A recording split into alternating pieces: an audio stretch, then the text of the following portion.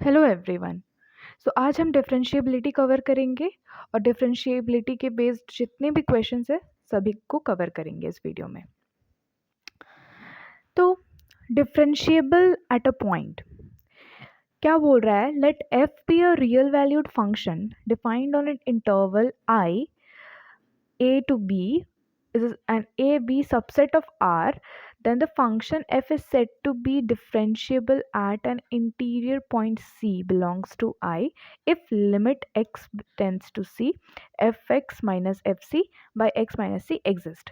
तो देखिएगा, इतना पढ़ के समझ कुछ नहीं आता है तो हम इसे इजी किस तौर पे बनाएं। देखिए, कोई भी फंक्शन को डिफरेंशिएबल होने के लिए सबसे पहले उसका लिमिट का एग्जिस्ट करना बहुत इंपॉर्टेंट होता है। लिमिट एग्जिस्ट करना मतलब लिमिट्स में हमें पढ़े थे कि कैसे लिमिट्स एग्जिस्ट कराते हैं, ठीक है। फिर लिमिट एग्जिस्ट एक बार हो न जाने के बाद कंटिन्यूअस होना उस फंक्शन का बहुत ज़रूरी होता है, जो हम लोग लोअर क्लासेस में सीखे कंटिन्यूअस कैसे होता है। तो डिफरेंशिएबिलिटी के लिए ये दोनों पॉइंट क्या है, नेसेसरी कंडीशन है कि डिफरेंशिएबिलिटी होने के लिए the function has to the limit has to exist and function should be continuous, ठीक है। तो इसमें यही बोल रहा है कि एक कोई भी इंटरवल दिया हुआ है और उस इंटरवल में एक हम सर्टेन नेबरहुड पॉइंट को मानते हैं ए, और मतलब सी, इस सी को इस पॉइंट में मतलब डिफरेंशिएबल होगा। कब होगा? जब F X minus F C by X minus C exist करेगा, ठीक है। We denote this limit by F dash C, इसे हम एफ डैश सी लिखते हैं, and this is called the derivative of f at x equal to c. If limit x tends to c this exists, then left hand limit and right hand limit also exist and they will be equal, ठीक है। Left hand limit और right hand limit कैसे इसके find करेंगे? तो यहाँ right hand derivative एक बार हमारा लिमिट एग्जिस्ट हो जाता है, जैसे the right hand derivative of f x at x equal to c is denoted by f dash c plus zero और आर एफ डैश सी, ठीक है। या आर एफ डैश सी क्या होता है? F C plus H minus F C by H. तो ये जो चीज़ आया कहाँ से आया, इसका हम ज्योमेट्रिकल इंटरप्रिटेशन भी देखेंगे कि ये चीज़ हम लोग ला कहाँ से रहे, ऐसे ही अपने मन से तो नहीं लिख दे रहे, कहीं से तो आया होगा।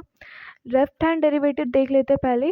तो लेफ्ट हैंड डेरिवेटिव को यहाँ पे जैसे f dash c plus zero से करते हैं, तो यहाँ लेफ्ट हैंड डेरिवेटिव को सी माइनस ज़ीरो से करते हैं, और एल एफ डैश सी। डिफरेंस क्या होता है दोनों में कि इसमें माइनस नहीं होता है, यहाँ माइनस होता है, और ये वाला पूरा चेंज होता है, ठीक है। तो अगर thus a function F X is differentiable at x equal to C तभी होगा if both R H D और एल एच डी जब इक्वल हो जाएगा। If and only if, I double F का मतलब होता है इफ एंड ओनली इफ, ठीक है। R F dash C is equal to L F dash C, तभी मेरा क्या होगा? फंक्शन डिफरेंशिएबल होगा at x equal to C. तो इसका ज्योमेट्रिकल इंटरप्रिटेशन देख लेते हैं पहले।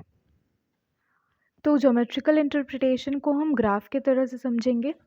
तो सपोज हम एक कर्व ड्रॉ किए, इस कर्व में हम एक पॉइंट लिए ए पॉइंट, इस ए पॉइंट को हम यहाँ से ऐसे डिनोट किए, ठीक है। फ्री हैंड बना रहे तो थोड़ा इधर उधर हो रहा है। अब ए के एल एच एस में क्या होगा? ए से थोड़ा कम हो जाएगा तो उसे हम ए माइनस एच पॉइंट मान सकते हैं। इधर से भी हम लोग एक क्या किए, लाइन ड्रॉ किए, ठीक है। और ए के आर एच एस में क्या होगा? ए से थोड़ा बड़ा होगा, मतलब A plus H. This curve has to like इतना होना चाहिए था, थोड़ा और बड़ा होना चाहिए था, तो खैर मैं इधर ले रही हूँ। ये दिख रहा है कि ये बड़ा है सबसे, फिर ए, फिर ये।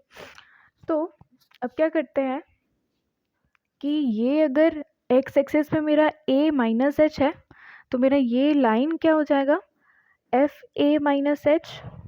अगर ये मेरा ए है तो ये क्या हो जाएगा? एफ ए होगा, और ये मेरा एफ ए प्लस एच होगा। इतना तो क्लियर है ना?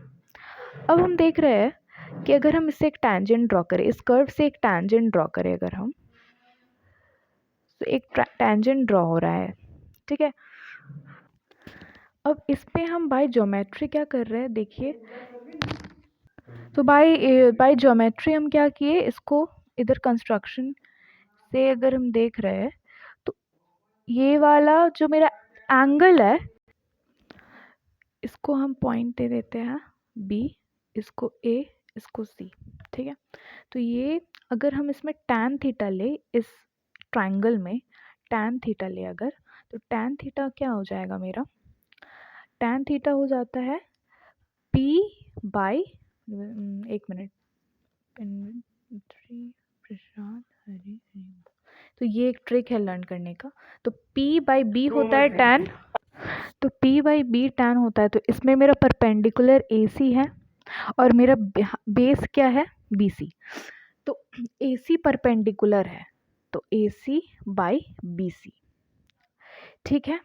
अब एक बात बताइए, हमको AC कितना मिल रहा है, AC को निकालने के लिए क्या हम ऐसा कर सकते हैं, ये पूरा का हाइट माइनस इतना का हाइट करेंगे तो हमको इस पोर्शन का हाइट पता चल जाएगा।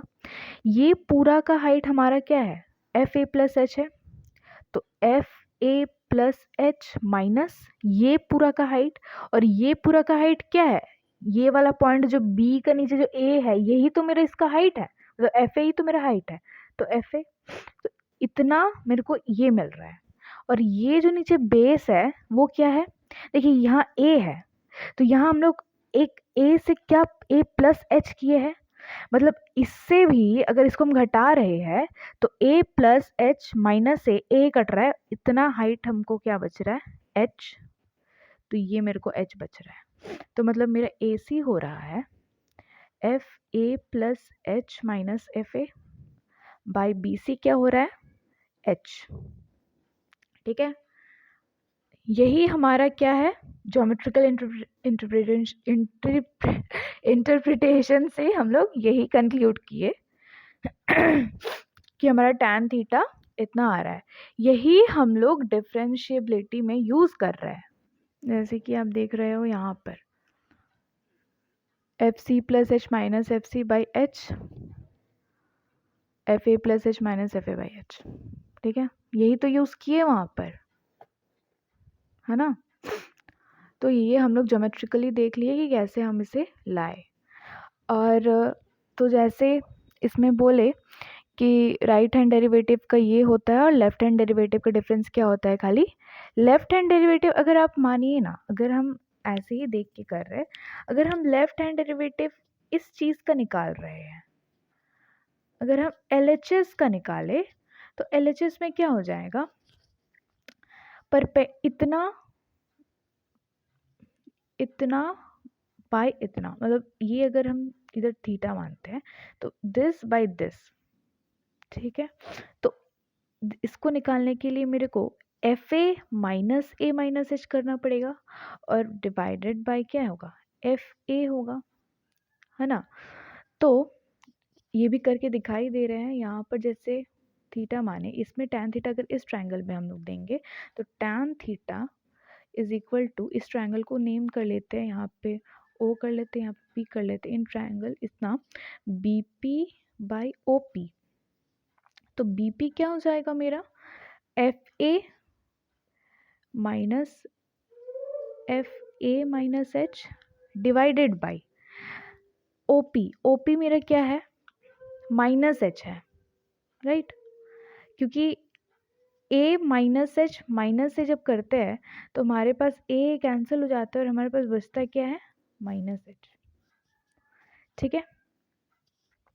तो इस तरह से हम LHS का भी निकाल लिए। तो आई होप आपको ज्योमेट्रिकल इंटरप्रिटेशन समझ आया होगा।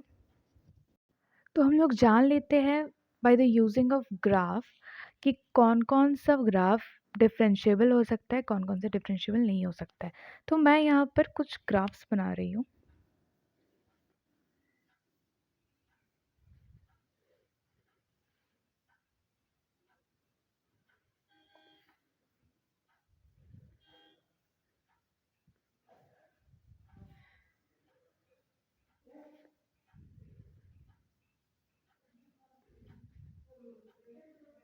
ठीक है, तो ये मैंने ग्राफ्स बनाए, एक सेकेंड से। तो हाँ, तो ये ग्राफ्स में, ये 4 ग्राफ्स में क्या आप पता कर पाएंगे कौन सा डिफरेंशिएबल होगा, कौन सा डिफरेंशिएबल नहीं होगा? फर्स्ट वाला मेरा डिफरेंशिएबल होगा, सेकंड वाला डिफरेंशिएबल नहीं होगा, थर्ड वाला डिफरेंशिएबल नहीं होगा और फोर्थ वाला डिफरेंशिएबल होगा। कैसे? हम देख रहे हैं कि यहाँ पे जहाँ पे शार्प पॉइंट मिल रहा है, जैसे यहाँ पे हमें क्या मिल रहा है, शार्प पॉइंट, यहाँ पे x इक्वल टू 0, यहाँ पे हमें शार्प पॉइंट मिल रहा है, इस पॉइंट पे हमारा डिफरेंशिएबल नहीं होने वाला, this graph is not differentiable. यहाँ भी हमें शार्प पॉइंट मिल रहा है, तो इस पॉइंट में भी क्या होगा, डिफरेंशिएबल नहीं होगा। इसमें हमें कहीं शार्प पॉइंट नहीं मिल रहा है, ये मतलब थ्रू आउट क्या है, कंटिन्यूअस है, ये भी थ्रू आउट क्या है, कंटिन्यूअस है। ठीक है, तो ये ग्राफ में डिफरेंशिएबिलिटी होने का चांसेस है। ठीक है।